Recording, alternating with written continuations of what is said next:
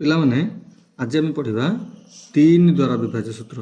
3 ଦ୍ୱାରା ବିଭାଜ୍ୟ ସୂତ୍ର। କାଲି କହିଥିଲି ବିଭାଜ୍ୟ ବୋଲେ କ'ଣ, ଯେ ହରଣ କରିବା ଦ୍ୱାରା ଭାଗଶେଷ 0 ପଡ଼ିଲେ ତାହା ବିଭାଜ୍ୟ ବୋଲି ଜାଣିବା ହେଲା। ତେଣୁ 3ରେ ହରଣ କଲେ ଗୋଟେ ସଂଖ୍ୟା ବିଭାଜ୍ୟ ହେଉଛି କି ନାହିଁ ତାହା କେମିତି ଜାଣିବା। ଆଚ୍ଛା, ଗୋଟେ ସଂଖ୍ୟା ମନେକର 337। 337 3 ଦ୍ୱାରା ବିଭାଜ୍ୟ ସୂତ୍ରଟି କ'ଣ, ଯେ ଗୋଟିଏ ସଂଖ୍ୟାର ଅଙ୍କମାନଙ୍କର ସମଷ୍ଟି। ଗୋଟିଏ ସଂଖ୍ୟାର ଅଙ୍କମାନଙ୍କର ସମଷ୍ଟି। ଆଚ୍ଛା, 337ରେ କିଏ କିଏ ଅଙ୍କ ଅଛନ୍ତି? 3 3 7 ସମଷ୍ଟି ବୋଲେ ମିଶାଣ।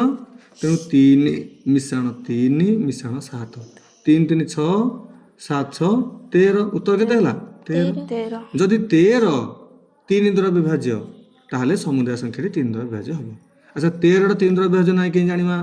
13 ହରଣ 3 3 ଚଉକୁ 12 1 ବଳୁଛି।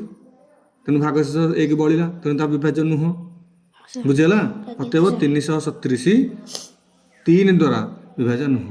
କେତେ କରିଥିଲେ ବିଭାଜ୍ୟ ହେଇଥାନ୍ତା? କେତେ କମ୍ କରିଥିଲେ? 1 କମେଇ ଦିଅ, 336। 336ଟା 3 ଦ୍ୱାରା ବିଭାଜ୍ୟ ହେବ। 3 3 6 3 9 ହେଉଛି, 3 3 6 6 6 12 ହେଉଛି। 12ଟା 3 ଦ୍ୱାରା ବିଭାଜ୍ୟ। ତେଣୁ 337ଟା 3 ଦ୍ୱାରା ବିଭାଜ୍ୟ ହେବ। ଜାଣିଲ ଏଥର ଯେ ଗୋଟିଏ ସଂଖ୍ୟାର ଅଙ୍କମାନଙ୍କର ସମଷ୍ଟି ଯଦି 3 ଦ୍ୱାରା ବିଭାଜ୍ୟ ହୁଏ ତେବେ ସମୁଦାୟ ସଂଖ୍ୟାଟି 3 ଦ୍ୱାରା ବିଭାଜ୍ୟ ହେବ। ବୁଝିପାରିଲ? ଅଙ୍କମାନଙ୍କର ସମଷ୍ଟି ବୋଲେ ବୁଝିଲ? ଅଙ୍କମାନଙ୍କୁ ମିଶ୍ରଣ କରିଦେବା ହେଲା।